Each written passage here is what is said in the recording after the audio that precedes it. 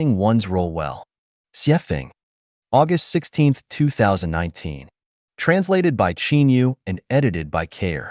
Emotional intelligence refers to a person's ability to control their emotions in dealing with society, nature, and others, as well as having the courage to overcome their difficulties. Even with a high SQ, spiritual quotient, and IQ, intelligence quotient, if one's EQ, emotional quotient, is low, they will be frustrated everywhere in their work and life and will feel like a big fish in a small pond. Even if they achieve great success in their chosen field, they will not be happy and distress will follow them everywhere. Feelings of isolation and loneliness are actually signs of low EQs because those with high EQs never feel that way. Improving one's EQ is tantamount to improving one's happiness index, which is tantamount to broadening one's own path and range of happiness, joy, freedom, and blessing. There are many ways to improve one's EQ. I will only talk about one way, that is, to play your role well. How does one play their role well? Let us examine my own practice as an example to consider. In the past 2 years, I have operated a small inn in BC, Canada. Last year, the guests rated us with an overall score of 8.8 out of 10. So far, this year's score is 9.1. 8 items are scored. The scores on other items might be high or low, but the scores for the owner are almost all 10s. That is, the scores for me are all very high. How do I do this? I entered my role and always played seriously. When I serve the guests, I regard myself completely as a waiter. When they arrive, I run quickly to greet them, regardless of their age or appearance. I open the doors for them and I am attentive at the tables. I brew and pour tea and coffee for them and I toast bread for them. No matter what questions or requests they might raise, I do my best to answer and respond to them as humbly as I can. Even when they are serious, I face them with a smile. When they are about to leave, I wave them off reluctantly and give them my blessings. Recently, an 80-year-old man who came for accommodations told me that a pair of his trousers was soiled and asked if I could wash them for him. I agreed to do so, but after I took out the trousers, I saw that they were stained with feces inside and out, and they really stank. I took the trousers to the lawn, opened the hose on them, rinsed his pants, sprayed them with liquid soap, and finally removed all their stains with a long brush until they were clean. When playing the role of waiter, I never regard myself as the tour guide of life genuine, nor do I regard myself as the messenger of the greatest creator or the incarnation of God, Buddha, celestial, and saints, nor do I think about my achievements in the past. Here and now, I am nothing but a waiter, let alone regard myself as an old man with white temples. To be a waiter, regardless of who you were in the past or what great achievements you have made, just enter your current role and play the skills and qualities required for that role well. 7/10 of the guests I receive are from Europe and a quarter are from North America. They tend to be very picky so that once a problem is found, it will definitely be mentioned on the reservation website and a reduced score will be given. The guests are made up of many kinds of people, but due to my high room rates, most of them are what we call upper middle class. Several unexpected groups have come by, but when they learned about our rates, they left and went to cheaper motels and boarding houses. Therefore, because of our guests' backgrounds, they are picky about their rooms and services, but however picky they might be about my facilities, they are always satisfied with my service, with me. Because I play my role well, I get along well with the guests. Some like chatting, so I join in with them. I joke and talk about everything with my guests with my broken English and throw in some compliments from time to time. Thus we have no barrier getting along with each other. Once there was a guest who, the more we talked, the deeper our discussion became. When he finally left, he specifically left me a business card, and I saw from it that he was a special representative from the UN Secretary General and the head of their mission. Other guests have also left their addresses and contact information when they parted and invited me to visit them. My parents taught me from a young age, do whatever you do like you are playing, which means that regardless of who you are, play your role well. If you are herding sheep, do as shepherds do. If you are a peasant, plant crops well. If you are an official, you should be official. Of course, if you want to be a hooligan, you should strive to be a remarkable, first-rate hooligan. In short, no matter what role you play, you should play it wholeheartedly and play it well. There is a lady in Japan who cleaned airport toilets diligently for nearly 30 years until she finally became a national treasure class person of Japan. The reason is that she played her role well. Those who play their roles well, whether cleaning toilets or exploring alien life, will be happy to take the initiative to do every current thing well and thoroughly. If they are sighing, grumbling, complaining, frowning, or cursing while they are working, there is no doubt that they are not playing their role well. Those who cannot play their roles well cannot be expected to play other roles well either. Those who cannot do simple things well cannot be expected to do complex things well, and those who cannot do small things well cannot be expected to do big things well. Those who cannot play their parts well will have inharmonious relationships with the people around them. First of all, their immediate bosses will definitely not like them and will kick them out at their first opportunity. Secondly, their colleagues will not like them and will be unwilling to interact and work with them. This is a manifestation of low EQ. Even if we have the ability to poke holes in the sky, if our trajectory of life places us in the role of cleaning out cesspools, then we must not resent its being smelly and dirty, but dig out the dung happily, every day. Do not feel that your talents are unrecognized. Do not blame the greatest creator for being unjust, and do not blame the world for there being no wise person to discover that you are a swift horse. The best way to have a bright future is to play your current role well. In this way, your EQ will increase gradually but definitely. Absolutely beautiful things can only be enjoyed by absolutely beautiful lives.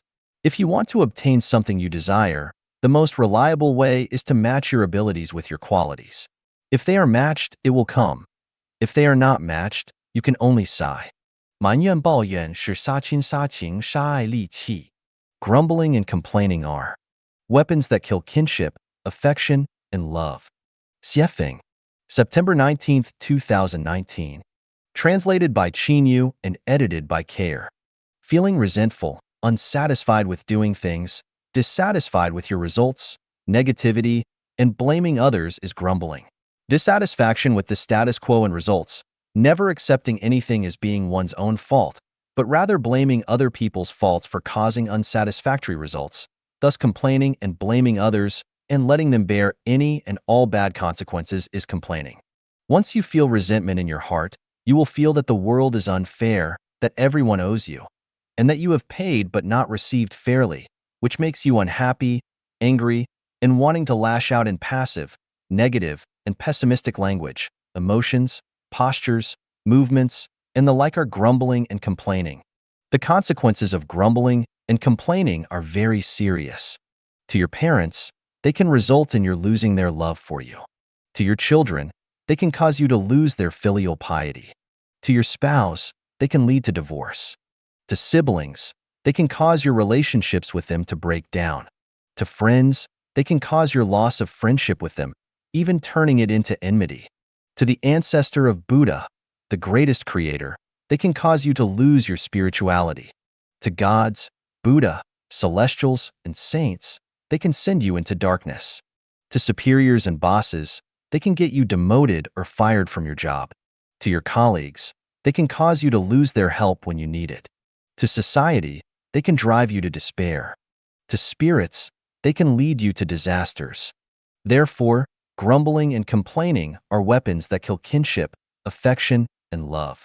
Besides, they will make oneself toxic and lose their spiritual light, will bury hidden dangers and disasters along one's way forward, will make one lose their demeanor, temperament, morality, beauty, will create countless obstacles and thorns to oneself, and will put one into vicious circles of negativity, passivity, and pessimism which will get worse with time until one's bright future gets destroyed. Grumbling and complaining are very harmful, and they do nobody any good. An ambitious, emotional, and caring person is not afraid of difficulties, hardships, suffering, hard work, facing desperation, or bearing heavy burdens. But they are always afraid of being grumbled and complained at by the people who are closest to them, especially by their relatives and friends. Once they are exposed to these negative individuals, they will gradually lose their confidence and courage, become frustrated, dispirited, lose patience and love. Their soft tempers will gradually become irritable, and they will gradually lose their reasonability. Therefore, grumbling and complaining are crimes. They spoil good atmospheres, bring waves to calm waters, and destroy all good things. Let me give some examples of grumbling and complaining. My parents didn't give me a conducive environment for my growth. Kid, why do you disappoint me so? Heaven is unfair to me. Were it not for you and this family, I would live much better than I do. If there really were a greatest creator, there would not be such cruelty in this world. The reason I was fired was not because I was incapable, but because my boss was short-sighted and failed to recognize my talent. I am sad because the place into which I have poured all of my body and soul offer me no warmth or solace. There is no true love or affection in this world. My mother's door is the only one that is always open for me. Were it not for you, I would not have become so wretched. Were it not for you, I would not have become as evil as I am. Those are some examples of grumbling and complaining. All stylites should rid themselves of their emotions and psychology of believing those ways. Once you stop it and replace those attitudes with affirmations and praises, then all good things will come your way, the rough wind and rain will gradually cease, and the bright sun will shine on the road in front of you. How does one get rid of grumbling and complaining? Remember this Chanyuan value. The world is faultless. All faults lie within us. When you believe that you are treated unfairly, are suffering, overworked, having to over-endure, are abandoned by others, are suppressed, or feel unhappy or desperate, remember that none of these things are caused by the injustice of the ancestor of Buddha, the greatest creator, the inaction of gods, Buddha, celestials or saints, the injustice of society, too many bad people in the world, or that others are misunderstanding you. The root of the problem is definitely not in the outside world, but in you, yourself. To understand the deeper meaning of this value, please read the relevant expositions of this in Chanyuan Corpus and Xiefeng Corpus. 给大家讲几个关于幸福的故事. A Few Tales of Happiness. Xiefeng. January 9th, 2020. Translated by Qinyu and edited by Care. It was a summer day in 1979 when I took advantage of my summer vacation to return from Zhangjiakou to my hometown. While on a ferry in the Lujiaxia Reservoir area, I recognized a familiar middle-aged villager from Dazai village. I had been a village official in a group of nearby villages for 3 years and had earned a good reputation in the hearts of the villagers, so the two of us started talking and I asked him about how his village had come along since I left. A few of his words are still fresh in my mind even now. He said, "Things are fine now, we have plenty of food to eat, and if we farmers continue to have enough food for the rest of our lives, then it will be a great blessing." Happiness is so simple. As long as you have enough to eat, you can be happy. It was a winter day in 1981 when Huang and I rode a train from Zhochuan back to our hometown to visit relatives in Linxia. There was no bullet train back then, so we rode on a slow, traditional train which stopped at every small station between Zhochuan and Lanzhou. It seemed to have stopped more than 50 times. As the Spring Festival was approaching, the train would be very crowded, and since it had come from Xinjiang, it was already very crowded when we boarded it. Even the aisles were full. When we got on the train, it was almost impossible for us to move forward, so we just stood still for 20 long hours. I clearly remember how I just wanted to lie down. Even gravel would have felt good. Happiness is quite simple. You will feel happy if you can lie down and sleep on a bed every night, even a hard one. It was an autumn day in 1997, and I was living at number 10 Mount Pleasant Forest Road, Harare, Zimbabwe. At that time, I had registered a company called Golden Crown Marketing, PTE Ltd. I had opened 2 stores 50 kilometers from my home, had traveled between the stores and my residence every day, and was constantly busy from dawn to dusk. I remember telling Huang that people are very happy when they have something to do with their lives, no matter how tired and exhausted it makes them. Therefore, happiness is actually very simple. You will be happy as long as you have something to keep you busy. It was a summer day in 2011 when I was standing on the second floor of the first branch of Lifuchanyuan in Yunnan province, talking and laughing with my celestial brothers and sisters in the courtyard. A sense of happiness arose spontaneously as I understood that people are happy when there are many others accompanying them through their life's journeys. Happiness is so simple. You feel happy when others are with you.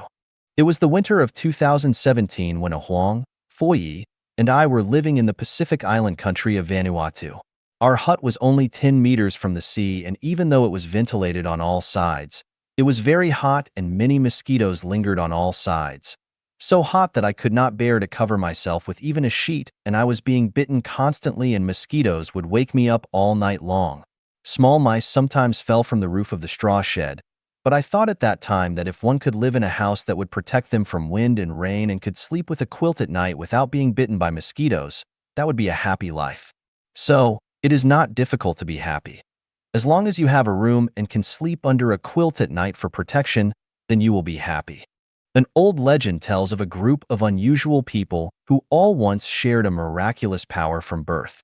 To contend for survival resources, these unusual people plunged common people into abysses of misery. Eventually, Empress Nuwa drove them into the netherworld. The worst thing about that place was its lack of water. No rivers, no springs, no lakes, and very little rainfall. Those unusual people had to endure thirst for thousands of years. At that time, the greatest hope of the king and his subjects in the netherworld was to get water and to be able to drink big mouthfuls of it. It is wonderful to have plenty of drinking water. Therefore, happiness is to have enough water to drink. To sum it up, happiness means having water to drink, food to eat, a room in which to live, a bed on which to sleep, being under a quilt at night, having something to do, and being accompanied by a group of wonderful people. Today is the first day of winter, and as I look up from my top floor, I see ice and snow everywhere. The sky and the earth have become completely white, and Lake Laklahatch is already frozen.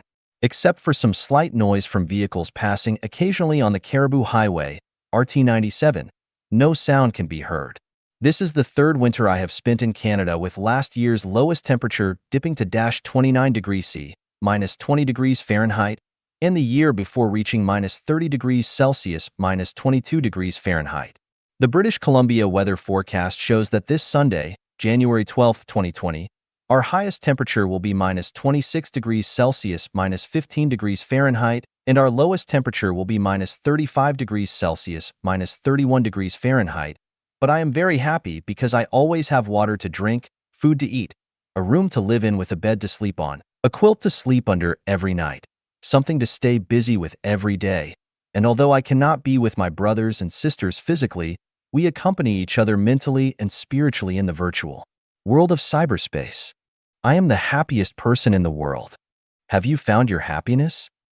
面对瘟神008情每日祈祷心经 Daily Prayer Against Plague God 008 Siefeng January 26, 2020 Translated by Treasure and edited by Care. Heaven knows me. All gods understand me. Heaven and earth watch my actions. Though the plague god emerges, I remain at peace. Natural laws show the justice of clear rewards and punishments. Whether I receive blessings or disasters is up to the gods, with no fear for my merits or faults, neither complaining nor hating, as all result from karma.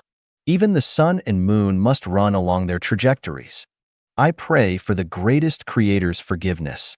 I repent all my faults sincerely and no more wrongdoings. Surely, I will follow you if I can pass through this trial.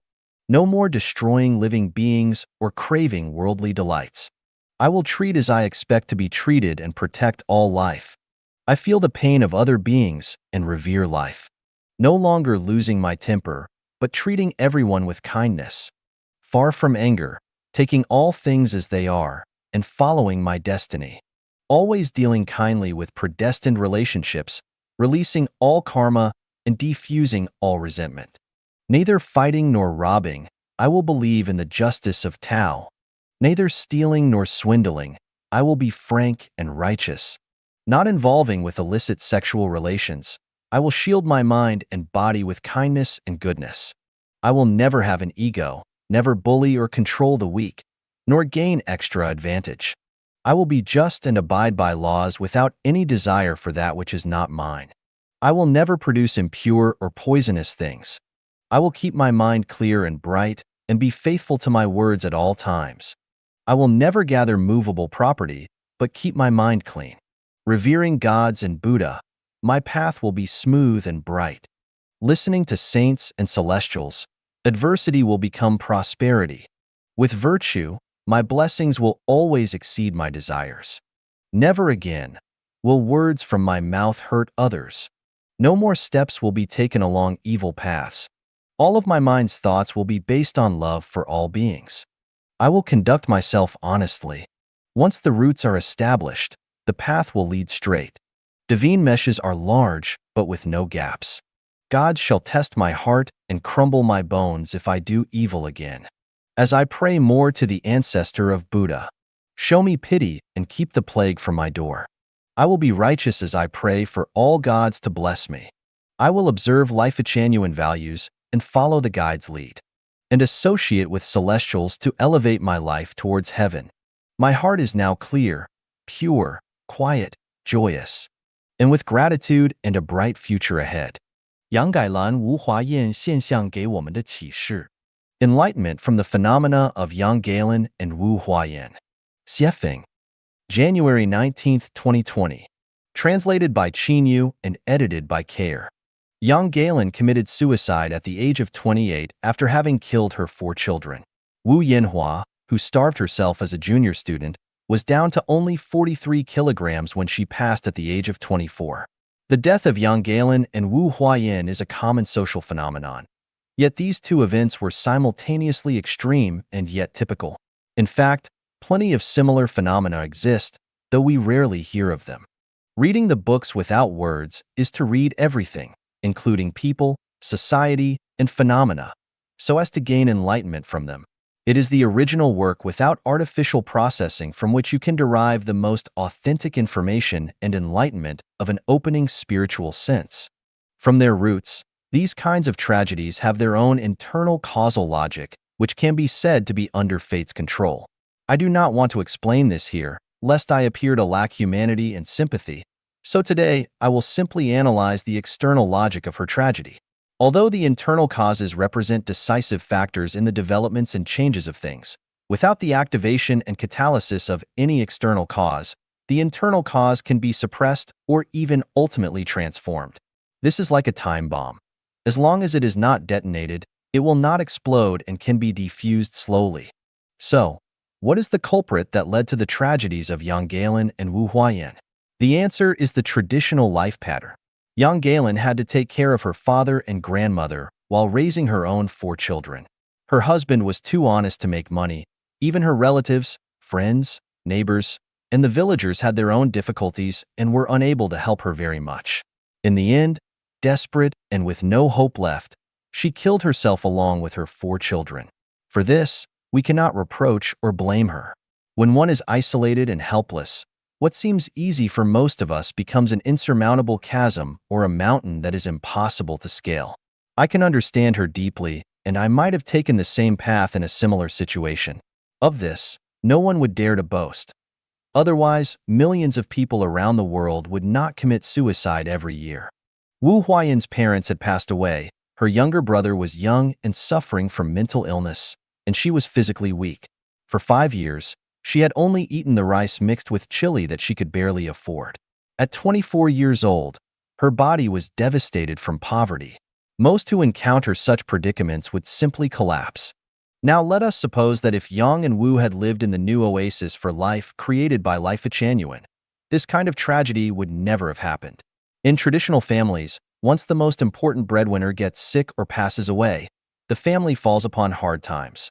Relatives, friends, neighbors, and villagers will only offer slight comfort and give breadcrumbs at most, but they cannot solve their fundamental problem. If such a situation were to occur in the new oasis for life, support for the old, the children's education, and the expenses of everyone's illnesses would be borne by the home so that anyone could get through the difficulties easily without despairing. The working people in China always place their expectations for better lives on wise emperors or clean and efficient governments. This is wrong thinking. For thousands of years and even into the modern era, tragedies are still happening. Therefore, instead of depending on others and on society, and instead of condemning and blaming the indifferent people and the government, it is better to leave the sea of hardship to avoid tragedies. Anyone can take this road easily, that is, by not marrying, but by incorporating themselves into another mode of production and life in the new oasis for life created by Life-genuine. In this way, they will get another life which can even be said to be a paradisiacal one. The greatest creator, gods, Buddha, celestials, and saints have always cared about everyone, including the workers. They have pointed out a clear path for us and created the most idyllic life mode by which we can all lead good lives. But people neither listen nor follow. This is not because the greatest creator, gods, Buddha, celestials, and saints are merciless, but is because we deserve it. We blame neither them nor society or others. If we want to blame anyone, then we must blame ourselves. We all have our own selfish calculations, and our selfishness decides everything. 如何处理理想和现实之间的矛盾? Resolving the contradictions between reality and the ideal. Xiefeng, December 20th, 2019. Translated by Qin Yu and edited by Kair. The reason why I have great trouble is that I have a body. If I had no body, what trouble could I have? Tao Te Ching. Since I have a body, then I also have worries of food, clothing, housing, life, old age, sickness, death, favor, humiliation, panic, fear, and much more. If I had no body, I would have none of these worries. Since ancient times, from the east to the west, from urban to rural areas, domestic violence has always occurred. So how do we prevent people from suffering from it? Legislation, supervision, preaching, intervention, and other attempts have failed to prevent it. Domestic violence occurs because of families. So if there were no families, there would be no domestic violence. Therefore, the only effective solution to avoid domestic violence is to not get married and not form families. If you have no family, you will be insulated from it. How do we resolve the contradictions between reality and the ideal? The best way to resolve it is to have no ideal. With no ideal, there can be no contradiction. The most wonderful sword-fighting rule is to use no sword. The most superior mental rule is to have no intention. The best management is to have no management, and the highest ideal is to have no ideal. After determining an ideal, you eventually find that the likelihood of achieving that ideal is next to zero because the vast majority of it cannot be achieved. In this sense, ideal equals fantasy, equals imagination, equals delusion. Ideals are actually harmful. Liu Shaoqi, Lin Biao, Peng Dehuai, and many others' lives did not end well because they were too idealistic. They should have followed the life principle of saints hold the one as the world style. At that time, Mao Zedong was the leader, and they would have moved along smoothly if they had respected him as such, but because of their ideals, they lost everything. There are countless examples of this throughout history. Many prime ministers had great power in their hands, but became overly ambitious and ended up having their whole families executed. There was a college graduate who enjoyed a white-collar job in a big city with a monthly salary of more than 5,000 yuan. One day, he got an idea to buy a nearly 200 square meters house in the city center which cost nearly 3 million yuan with a 900,000 yuan down payment, but he only had 100,000 yuan in his bank account after working for 3 years. How could he buy this ideal house? He borrowed money from everywhere. First, he used the entire 500,000 yuan which his parents had accumulated over their lifetime, and then he borrowed 300,000 yuan from other relatives, friends, and neighbors. After he took a loan of 2.1 million yuan from a bank, he finally bought the house. How did he live afterwards? In order to repay his debts and the loan to the bank, he had to quit his job. How could he earn enough money to pay off his debt and bank loan by working for others? He could not, so he opened his own business. He built a workshop in the suburbs and began blending Wuliangye wine with water and raw chemical materials. He operated his business with a bad conscience. 3 years later, he had paid off all his debts and had his house renovated. Thinking that he should no longer do anything against his conscience, he went to work for a foreign-owned enterprise and became a small supervisor with a monthly salary of more than 15,000 yuan. This gave him enough money to pay the bank every month and support himself well. 2 years later, the price of houses dropped dramatically and his went from the 3 million yuan that he had paid for it, down to just 1 million yuan. Embezzlement at his company was blamed on him, and he was dismissed. With no income, he still owed the bank more than 10,000 yuan each month. He had no choice but to sell his now devalued house.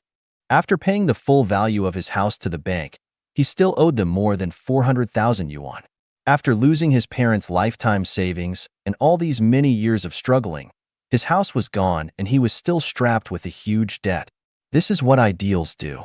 If anyone is interested in visiting a prison to interview the inmates and record statistics, I estimate that half of the inmates landed there by their own extravagant ideals. People are most likely to develop great ideals when they are young and good ones when they are middle-aged. They will only see the remoteness of their ideals when they have reached my age.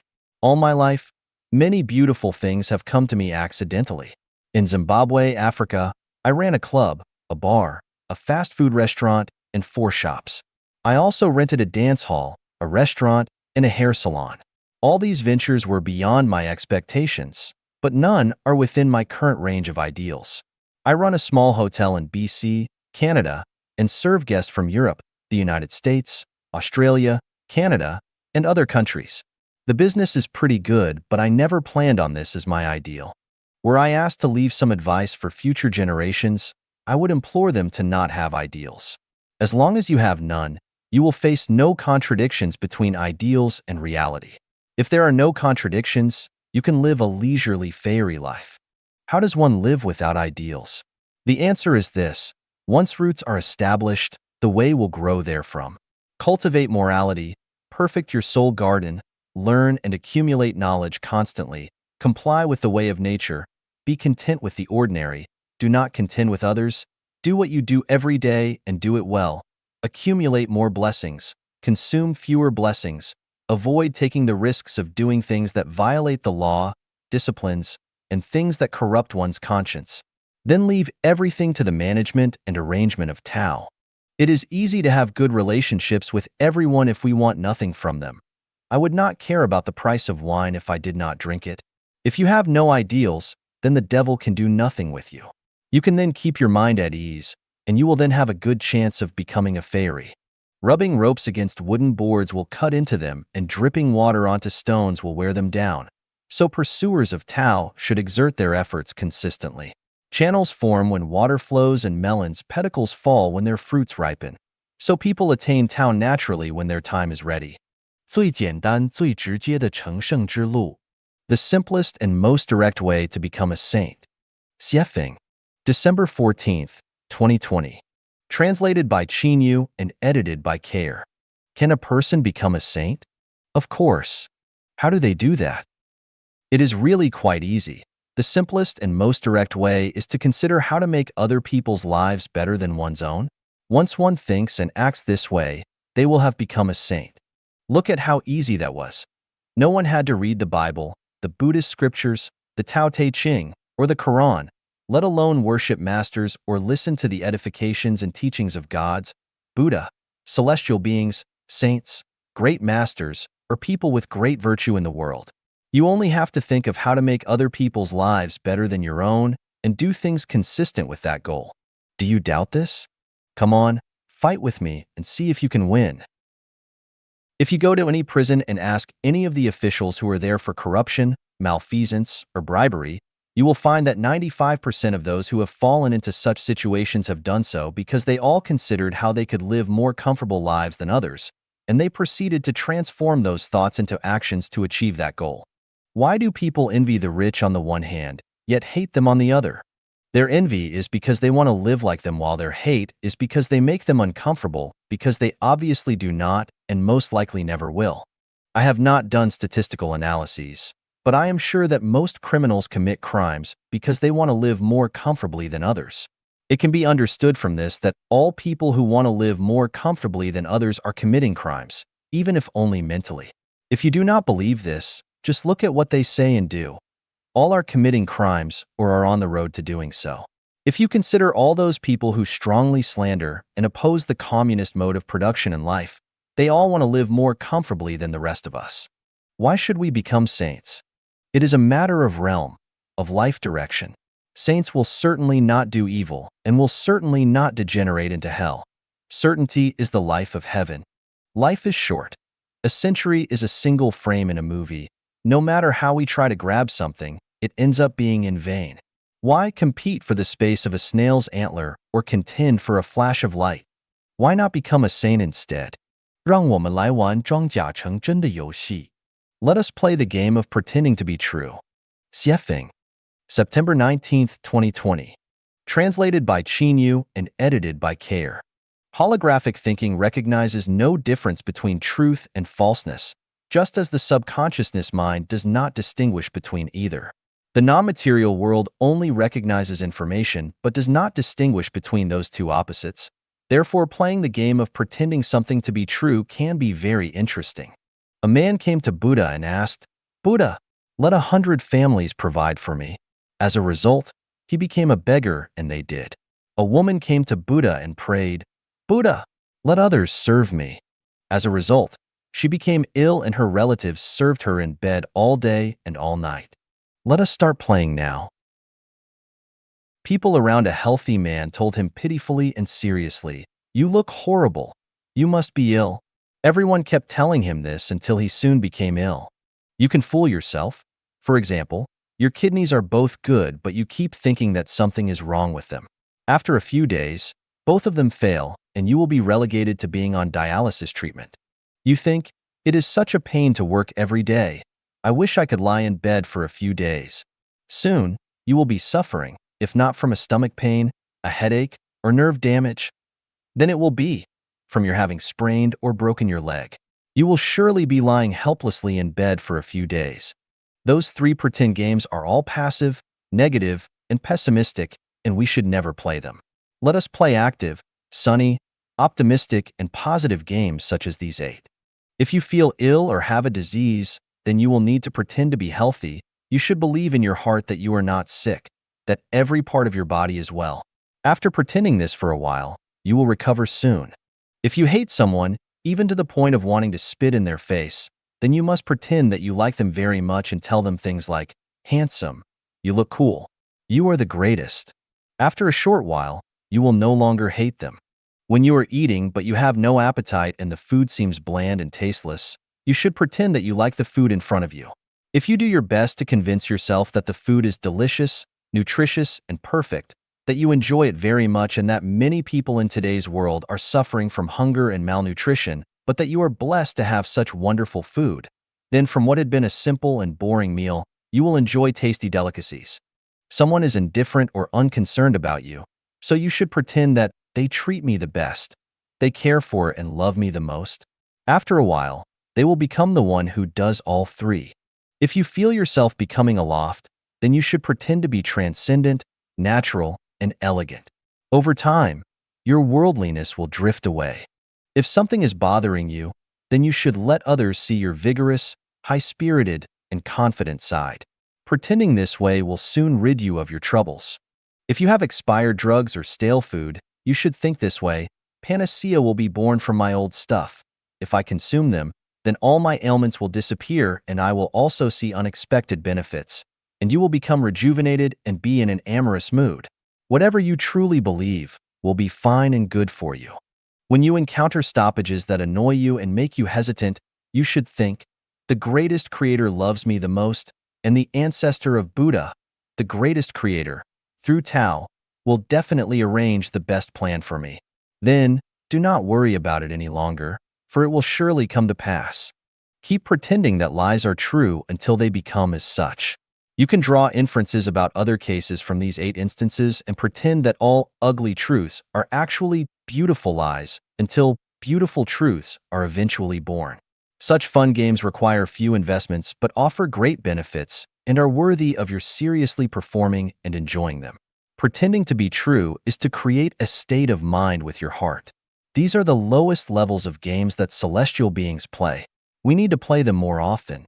跟导游混跟导游疯. Follow the guide and play crazily with him. Xiefeng, December 2nd, 2020. Translated by Qinyu and edited by Care. The sun rose at exactly 8 o'clock this morning, showing half of its face above the top of a tree near Lac La Hatch.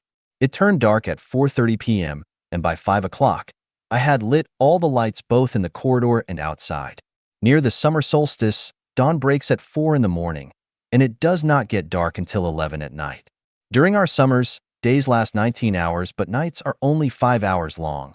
But in winter, days are only 9 hours long while nights last a full 15 hours. So, How much daylight and nighttime have I experienced throughout the year? The answer is that the total lengths of days and nights are exactly the same as anywhere else in the world. This revelation tells us that the greatest creator gives equal blessings to everyone. Here is the big question though. Why do some people seem to have more blessings, while others have fewer? The blessings from the greatest creator are constant. I compare them to these 100 yuan. A dying father gave each of his 6 children a pre-inflated 100 yuan legacy on his deathbed. The first one invested the inheritance in stocks and now has more fortunes. The second invested the gift to learn a craft. At first, the inheritance was almost gone, but after a few years of developing skills, fortune came and a comfortable life was achieved. The third one recycled the gift to a church hospital and was awarded a maintenance job in the hospital for doing so, and lived a satisfied life with a small but adequate income. The fourth one bought a set of high-end clothes and went into and out of high-grade hotels, restaurants, and casinos all day, eating, drinking, and playing. In a few years, all of the money was gone, and the recipient had to beg for food on the streets. The fifth one bought several guns with the yuan and gathered some criminals to rob people, until finally being thrown into prison. I forgot what the sixth one did, but you can figure something out. In this way, we can understand that the greatest gives everyone the same amount of blessings, but why some people have so much more than others?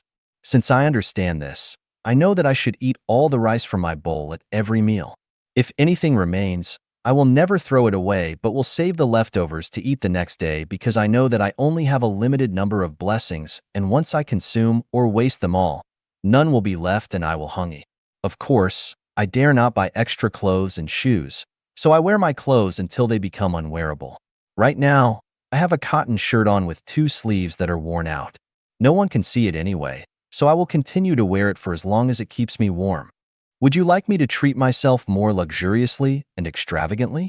Over my dead body? No way. I am not afraid of people talking about me, but I am afraid that I will starve or go naked after all my blessings run out. Yuan Tiangang, the author of the 2-Abei prophecy diagram, met Wu Zetian, a baby in swaddling clothes, who was deliberately called a boy by his parents. After practicing physiognomy, reading faces, on the baby, he remarked, "This child has the emperor's face, a dragon's eyes, a phoenix's neck, and looks as noble as Fushi. If she is a girl, then she will master the world." Author Liu Bowen, who wrote the tablet inscription of the Jinling Tower, said in his inscription 600 years ago, Jinling Tower, Lu Ji built it, Jie will demolish it. It turned out that the Jinling Tower was built by Lu Ji and was demolished by Chiang Kai-shek. August 22, 2019, Indian prodigy Anand uploaded a video on YouTube in which he predicted that the world would enter a difficult period from November of that year until April of the following year. Over those 6 months, a plague would spread around the world and global tensions would intensify, exactly as predicted. What do you think after reading those 3 stories? What I think is that a person's fate is fixed from the moment they are born. What kind of people anyone will become and what they will accomplish have already been set by the greatest creator, so do not struggle blindly anymore. Just follow the guide and play with him crazily. It is easy and simple, so what do you say? 心灵鸡汤是一种麻醉品. Chicken soup for the soul is an anesthetic. Xiefeng, December 12, 2020. Translated by Quinn Yu and edited by Kair. Patients would suffer from unbearable pain if doctors did not give them either local anesthetics or even general anesthesia to allow them to remain calm during their surgical procedures. Anesthetics benefit people when they are used properly, but they are terrible when they are abused, overly used on a regular basis.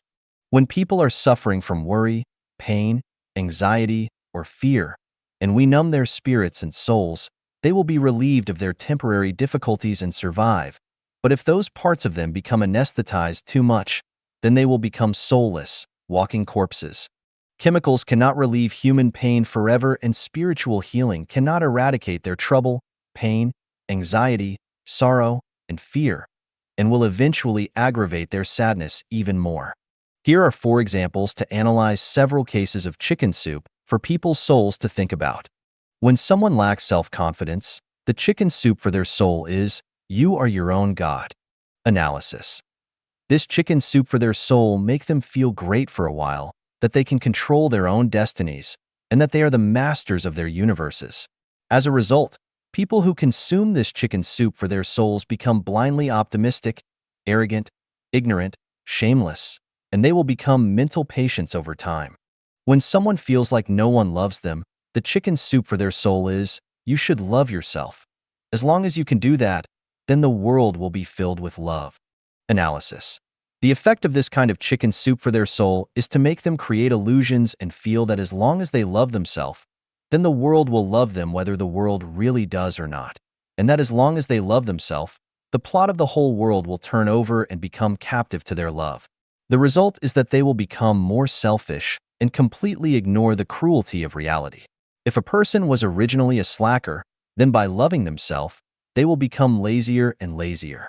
The more that dogs love themselves, the more they become themselves. When someone is disgusted by their surroundings, the chicken soup for their soul is, you must accept everything. Analysis. After drinking this chicken soup for their soul, they instantly feel that the world is vast, that they rule 100 valleys, and their hearts are widened. As a result, they turn themselves into a dump because dumping sites will absorb everything. When someone feels lost and faces their environments pessimistically, this kind of chicken soup for their soul works well. Look inward, because what you have there decides everything. Analysis. After drinking this kind of chicken soup for their soul, they can calm down and feel that they have been saved.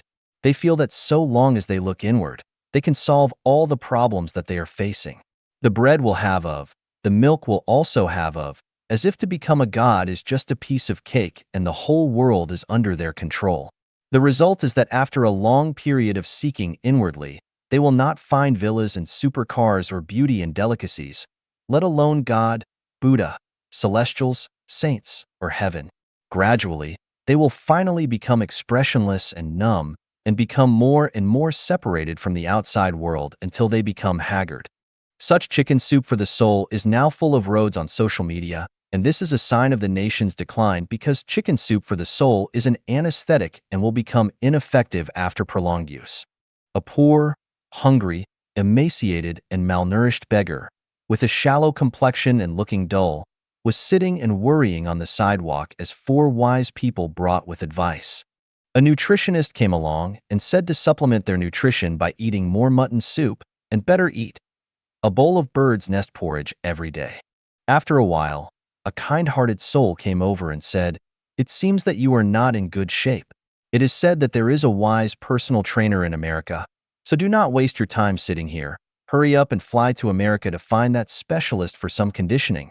Later, a master came and said, "Look inside yourself. You have all kinds of delicacies and Manchu Han imperial feasts inside yourself.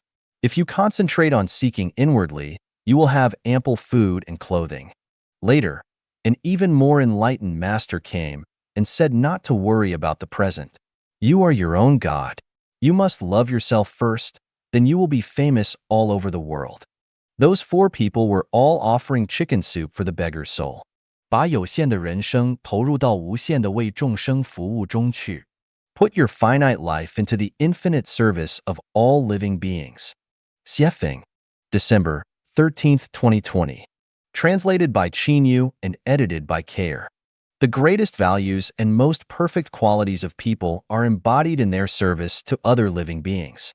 The states, moral levels, and patterns of people are measured completely by the quantity and quality of their service to them. The theories and practices of the world are vast, but the ones with the greatest value are the most profound and are the most direct way to embody the value of life and sublimation of life to serve them wholeheartedly. Only those who do this with all their hearts are entitled to go to heaven. Those who accept the teachings of Christ, Buddha, celestials, saints, sages, and wise ones should share one core belief, that is to devote their finite lives to the infinite service of all living beings. When one decides not to care about their gains and losses or successes from their hearts, but puts the force of their whole body and soul into the infinite service of all living beings, that places them in the company of gods, Buddhas, celestials, and saints, and they will then have embarked completely upon the road to heaven. After that, their minds broaden and their vision becomes vast. Once their roots establish themselves, the way will grow therefrom and their real spirit, great talent, and virtue will concentrate within them. Their Dharma eyes will then open and they will see clearly the gods, Buddha, saints, sages, monsters, devils, goblins, ghosts, and evil spirits. They will be able to see what kind of people others are, whether they came from the heaven realm or the animal world, whether one is an ignorant person, a laity, a mortal, a sage, a saint, or a celestial being. They will be able to distinguish truth, falseness, kindness, evil, beauty, and ugliness from complicated phenomena and will know which way leads to heaven and which way goes to hell. How does one put one's finite life into the infinite service of all living beings? First of all, we should understand what living beings are. They are the lives created by the greatest creator, including all those created by gods and celestial beings according to the greatest creator's will and drawings. These lives include microorganisms, insects, plants, land, water, animals, people, and other various kinds of lives, and serving all these lives is also serving all of their lives. All living beings and the greatest creator are one. So serving the former is ultimately serving the latter. How to serve all living beings? Here are 12 of the many ways that we can serve all living beings. By not thinking of hurting living beings, but of cherishing and taking pity upon them. By not destroying grass, forests, mountains, rivers, or land, but by planting more trees and flowers. By not mistreating or slaughtering animals, eating the meat of wild animals, or destroying their habitats. By creating suitable environments for all living beings, no lives should have their lives cut short. By showing compassion on widows, widowers, orphans, childless couples, protecting the honest, and creating living environments for the toiling masses. By remembering the deaths of Yang Galen's 6 family members every day and thinking about how to avoid the recurrence of such tragedies. By thinking about how to liberate the public from their cages of worry, pain, anxiety, sorrow, and fear, so that everyone can lead happy, joyous, free, blessed, peaceful, and content lives. By letting children enjoy happy childhoods and the elderly enjoy happy old ages. By praising and eulogizing the workers, craftsmen, scientists, artists, selfless people, and saints. By not accumulating material wealth or occupying landed properties, forests, houses, water areas, or money, but by owning nothing. By regarding other people's feelings and opinions as your own and feeling their happiness as your own. By ordaining conscience for heaven and earth, securing life and fortune for the people, propagating lost teachings from past sages, establishing peace for all future generations. When you decide to embark upon the path toward heaven, your heart should be very happy, even excited with passion, because from then on there will be no worries, pain, anxiety, sorrow, or fear, because you will have completely handed yourself to Tao and given in to the cause that you dedicate to and serve. On this road, what others do is their business. You should be neither angry, resentful, nor wrathful, and should not hinder or block others. For example, if someone dumps garbage onto a field, go to clean it up. If they continue dumping, continue cleaning it up. They dump again, you clean up again. We do not stop others from dumping garbage because that is their choice and their way. We have neither reasons nor qualifications to block them from walking their way. Without others dumping their garbage, how would we gain our merits from cleaning it up? Do not expect everyone to be saints, and do not expect evil and barbarism to disappear from the world, let alone expect them to become civilized. The mortal world is the transit station for the upper and lower levels of life. All kinds of life are playing their own script plots here so as to maintain the dynamic balance of life in the universe. Suppose there were only 100 people in the world and 99 of them followed their selfish egos. You must be that one who does not follow yours because the road of the crowd is the road to destruction. Keep a clear mind. Stick to the road of serving all living beings. Take the way of selflessness and realize that selflessness can accomplish oneself. This is the way of heaven. 上帝一直在看着每一个人. The greatest creator is always watching everyone. Xiefeng, January 1st, 2021. Translated by Qin Yu and edited by Care. The Chinese sages warned us that there are divinities watching over us. I perceived the revelation that the greatest creator watches everyone when I became the guide of life genuine, from the perspective of material thinking, as well as from those of vision, hearing, tasting, smelling, and touching. We cannot simply understand the phenomenon that the greatest creator is always watching everyone. Nor is it easy to understand that from the perspective of rationality. Can the greatest creator see us all? Can the greatest creator manage it? In the public places of cities, especially in banks, stations, and traffic arteries, cameras are everywhere. All the activities of people within the scope of those cameras are recorded constantly and clearly. If anyone misbehaves within their scope, the records will find them out. Since I became the guide of life genuine, all Chanyuan celestials have come into my view. That is to say, I have watched every one of them. Wherever they are and whatever they do, I see them. I hear what everyone says, see what they do, and even know what they think. How can I do this?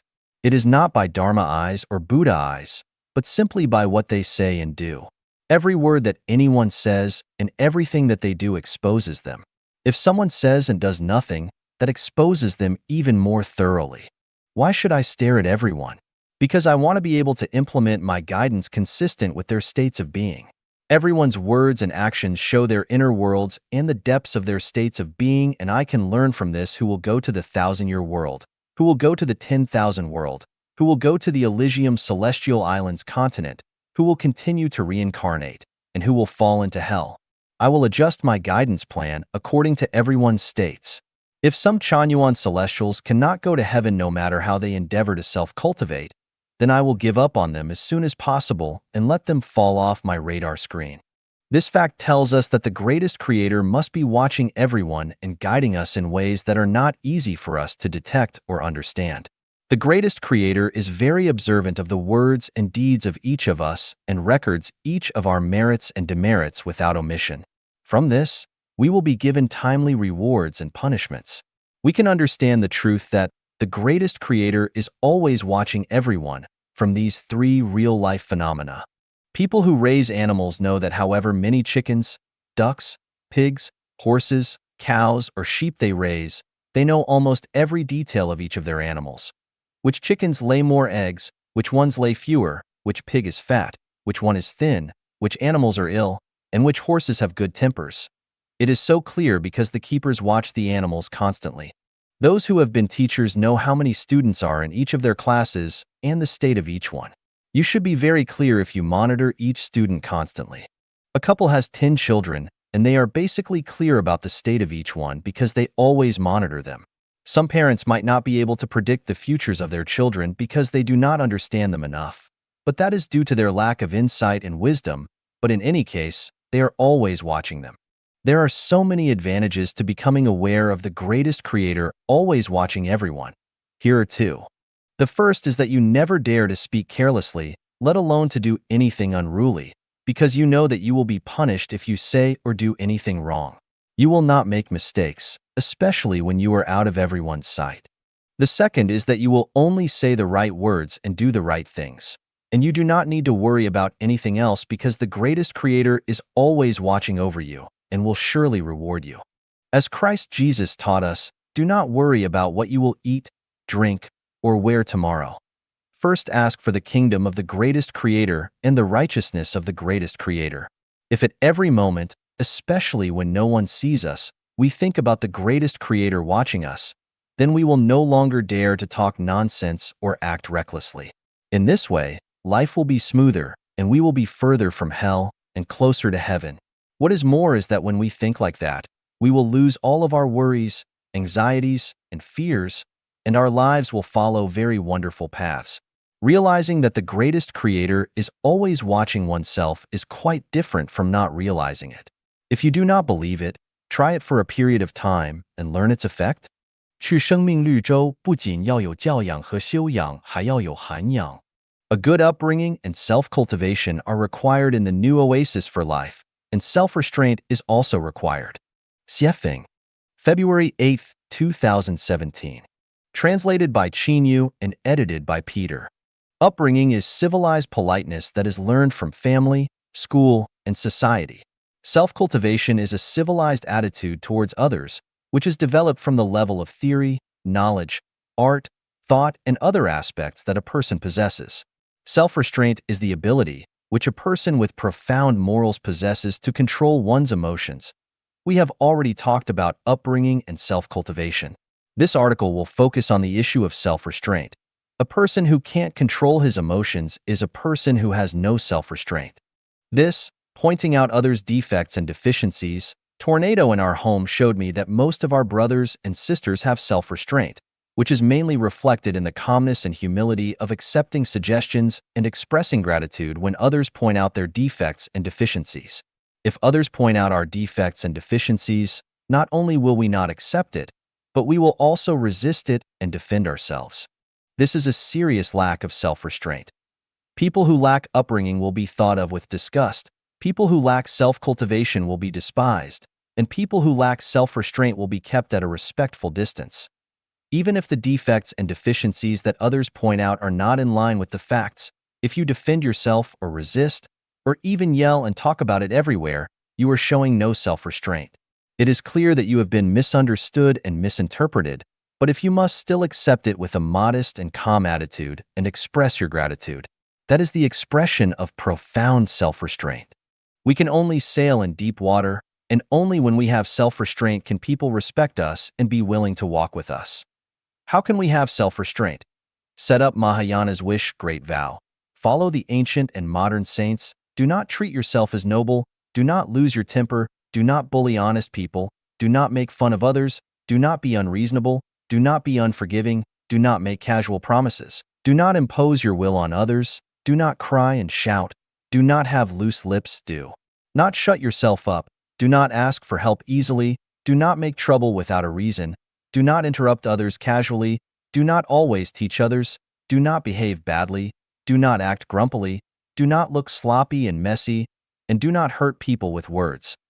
The future new oasis for life will no longer be like the original second home.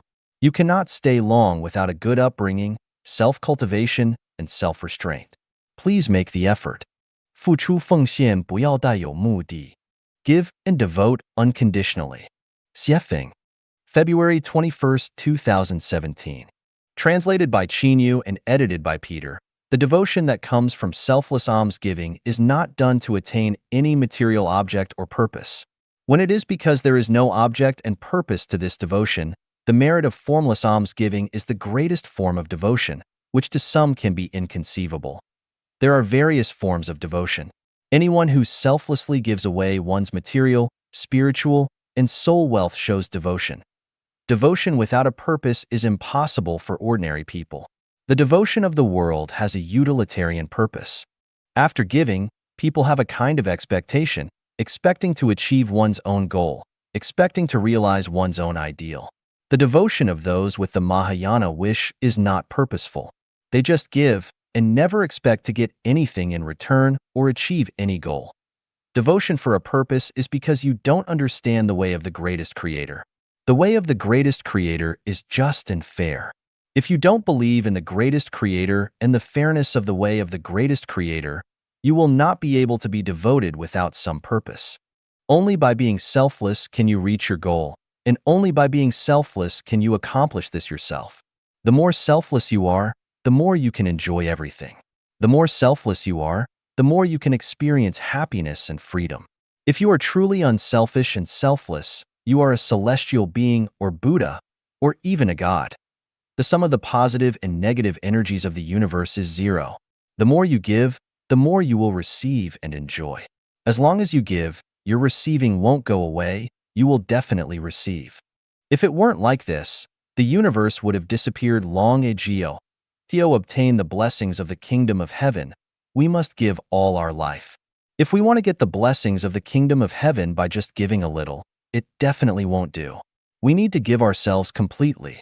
Don't expect to get anything or achieve any goal. Just pay and give and leave the rest to the management of Tao, if you believe that Tao is fair. In reality, we are often confused by a phenomenon, that is, many people seem to have paid but did not get anything in return, so they feel that the Tao is unreliable. Since the Tao is unreliable, they use human ingenuity, dexterity, and cleverness, which is the cognition of the mortal eye. If you have the Dharma eye and the Buddha eye, you will see that once you have devoted yourself, you will get a corresponding gain. If you pay by money, you may not get money, you may get health and safety, or your bad causal trajectory might be changed. You may get your wealth stored in heaven, which you will enjoy in heaven after your death, and so on. We should give and make devotion without considering what others will do. You give yours and others give theirs. Don't hope to get compliments or rewards from others. The troubles and pains of the world come from always expecting and demanding from others. Once their goal is not achieved, they will be angry, complain, resent, explode with rage, doubt, blame themselves, and regret, so on and so on. How could they climb to the pinnacle of life and life? I love you, whether you love me or not. To love is my business. Not to love is your business. If I build a Xanadu is my business. If you have a powerful force to demolish it, it is your business. I do not dispute, argue, or confront. You do your business, I mind mine. I have no complaints, no regrets, no hate, and no pity for what I have done. I have devoted my whole life, but if my life is still difficult and suffering hardships or even poverty-stricken, I still have no complaints, no regrets, no hate, no pity, because I firmly believe in the greatest creator, the just arrangement of Tao. No matter what Tao arranges, I will willingly accept it. Whether I can receive or not, it is not something I should worry about. It's the business of Tao's arrangement and management.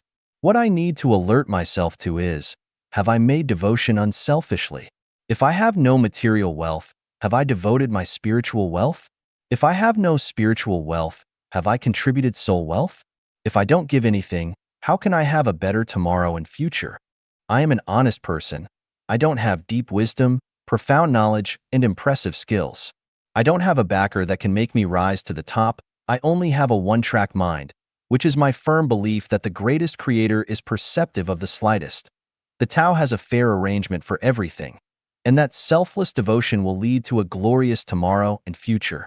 让我们活在精神心灵世界里. Let us live in the spiritual world and soul world. Xiefeng, April 5, 2017.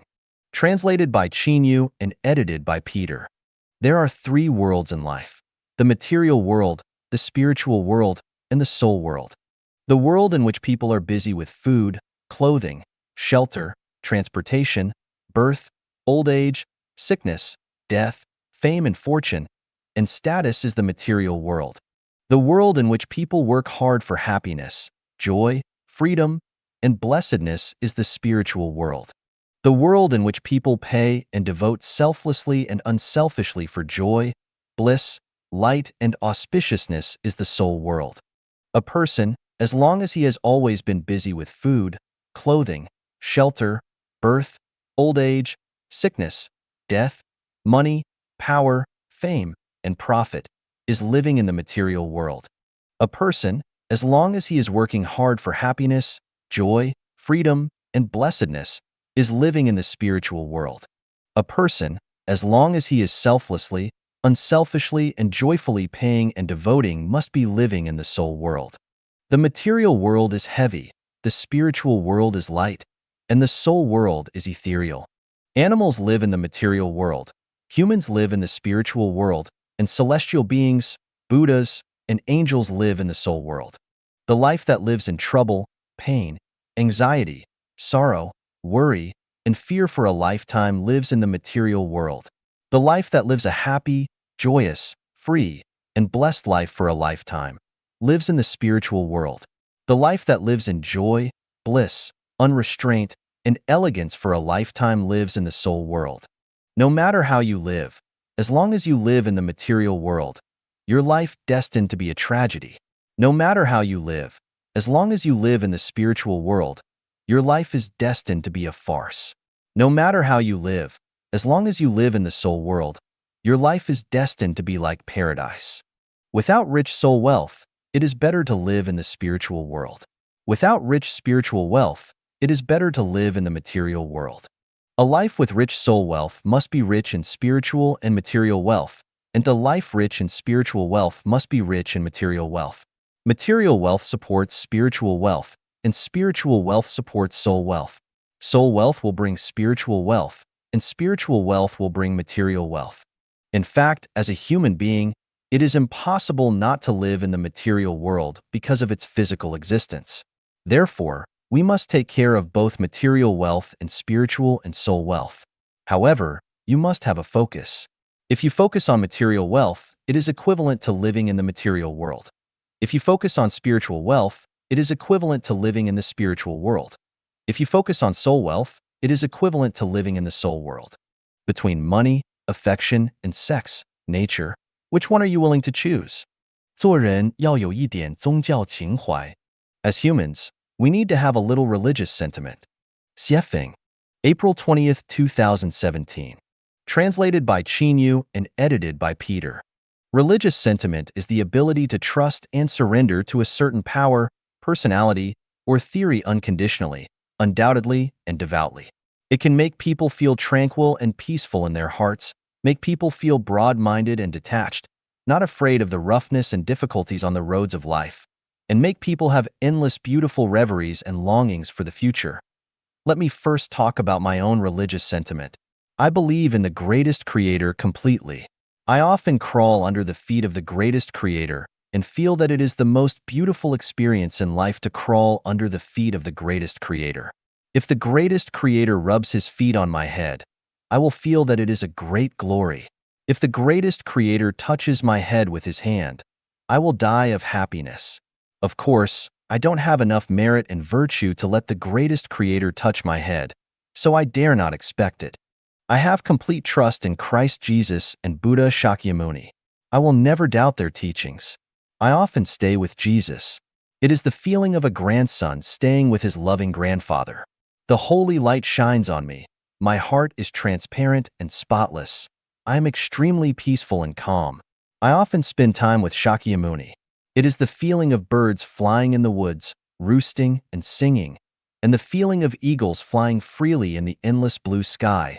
Far away, deep, magnificent, solemn, auspicious, and loving. I feel so happy. I'm a little bit naughty while staying with Lao Tzu. It's common to pull his beard. Drinking and acting shamelessly with him is also full of fun. But in my heart, I admire him incomparably. What he wants me to do, I will do it without hesitation. He is so kind, amiable, natural, peaceful, also humorous, unrestrained, and elegant. It is precisely because of my religious sentiment that I have embarked on the road of establishing Life Genuine since 2001. In the beginning, it was not called Life Genuine, but the journey to transcending time and space. Since then, for 17 years, I have not stopped going forward, working hard every day, never slacking off. I never consider whether I will encounter trouble or even be decapitated if I go this way. Over the past 17 years, I have experienced countless setbacks and blows, and it is common for me to be insulted, abused, and framed. Some kind people have reminded me, be careful. Be careful of being thrown into jail by the government. I have said that everything runs in the Tao. I have given my life to the greatest creator and my life to the management of Tao. As for what retribution or result I will get, that is not something I should consider. I just follow the will of the